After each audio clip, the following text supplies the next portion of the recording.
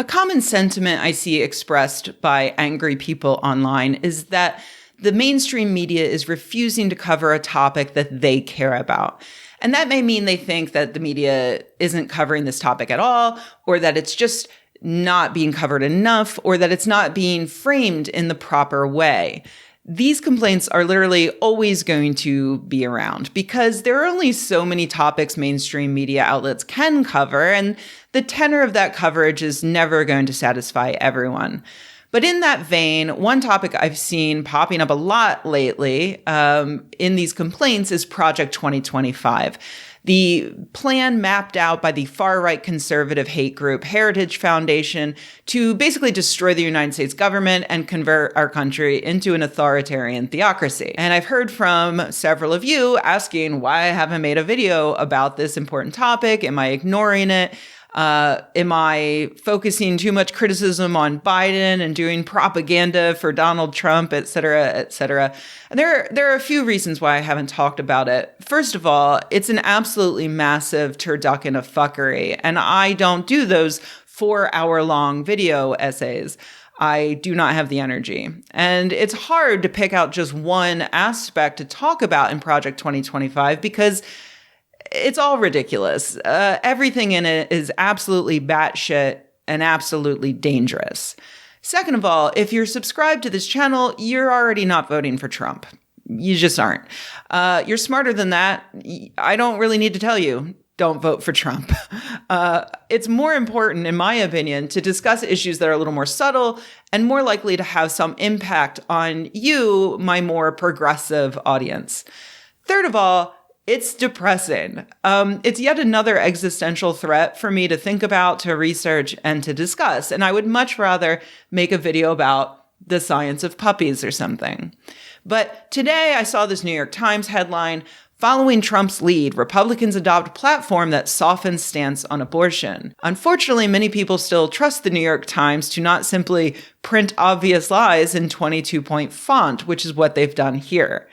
Well, not totally sure about the exact font size, but I am sure that this is an obvious lie told by the Republican Party leadership and printed unquestioningly. So fine, I give up. Let's talk about Project 2025. For every presidential election, starting with Reagan in 1981, the Heritage Foundation has released its Policy Bible as a recommended course for conservative politicians to follow in order to drive the United States closer to a Christian theocracy. Reagan fucking loved the Bible. That Bible. I mean, all the Bibles, probably. He implemented something like 60% of all of the policies they recommended, and then he even turned around and hired a bunch of the authors of it into important positions in his administration. In that initial report, they were recommending things like fight the commies and build up a nuclear arsenal. By the time Bush Sr. was elected, the policies were now things like invade Kuwait, which he did. Over the following few decades, they continued to use this Bible to act as spoilers for any progressive policies Democrats tried to push through, while continuing to encourage Republicans to start a culture war against things like universal health care and same-sex marriage. In general, though, over these years, Democrats were able to make incremental progress. Trump changed everything when he was elected in 2016, because after initially opposing Trump, the Heritage Foundation finally realized they have an absolutely bonkers idiot with zero moral compass and zero opinions about anything other than how he might get richer. They cozied up to Trump just like they did with Reagan, and 1 year into Trump's term, Heritage bragged that 64% of the policy prescriptions were included in Trump's budget, implemented through regulatory guidance or under consideration for action in accordance with Heritage Foundation's original proposals. Of course, the Supreme Court nominations and rulings have led to policies beyond what they previously would have even dreamed of stating publicly, such as Roe v. Wade falling, and more recently, giving the president the power of a God emperor. All of that set the stage for Project 2025, where they could finally say the quiet part loud and publicly reveal their endgame, which includes, but is not limited to, outlawing abortion nationwide through the Comstock Act, ending same-sex marriage, removing all protections for LGBTQ plus people, criminalizing all pornography, neutering Medicare, Medicaid, and the Affordable Care Act, eliminating public education and replacing it with private Christian schooling, consolidating control of the government under the president, and replacing tens of thousands of civil service employees with political appointees who will do whatever the president wants, drawn from a vast database that the Heritage Foundation has been building for the past decade or so. And on the plus side, they recommend paying workers more for working on Sundays because of God. Sure. Great. Go ahead and do that. I don't even care anymore. As more people have become aware of Project 2025, Republicans and even Trump himself have started trying to distance themselves from it. For instance, there's that blatant lie that made it into the New York Times. And there's Trump posting that I know nothing about Project 2025. I have no idea who is behind it. I disagree with some of the things they're saying, and some of the things they're saying are absolutely ridiculous and abysmal. Anything they do, I wish them luck, but I have nothing to do with them. That's a hilariously obvious lie that was probably not even written by Trump. Here's a list compiled by Judd Legum of Popular Information showing 31 authors and editors of Project 2025 out of a total of 38 with formal connections to the Trump campaign, like Russ Vought, a member of Trump's cabinet and top candidate to be his chief of staff. And yes, that's Vought, like the bad guys and the boys, or the good guys if you're an idiot. So he obviously knows what Project 2025 is, he knows the people behind it, and he knows that he's going to institute their policies just like he did the last time around. So why lie?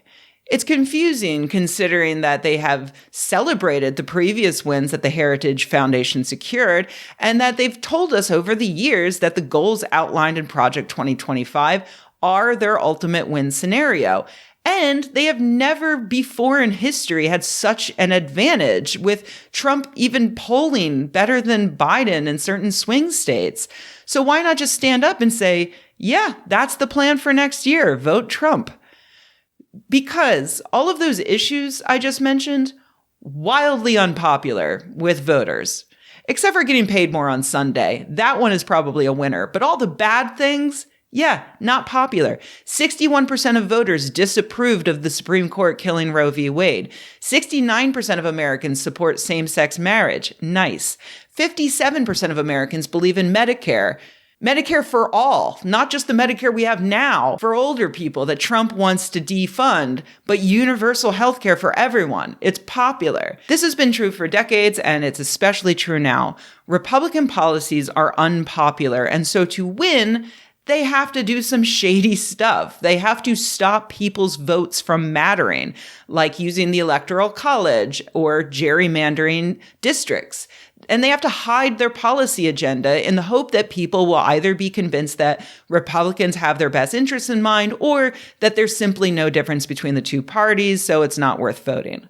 We are obviously not living in a democracy right now because currently we have no choice but to vote for Joe Biden this November. Because if we don't vote for Joe Biden or whatever Democrat steps up when he crumbles to dust, we will lose our last chance to ever recover any semblance of a democracy. And a whole lot of people are going to suffer and die. One way to combat that is to tell people what is in Project 2025. Tell your friends, tell the youth voting for the first time this year, tell your aging relatives who are reliant upon Medicare. Here's hoping that in November, we can downgrade this particular threat to democracy from existential to just extremely annoying.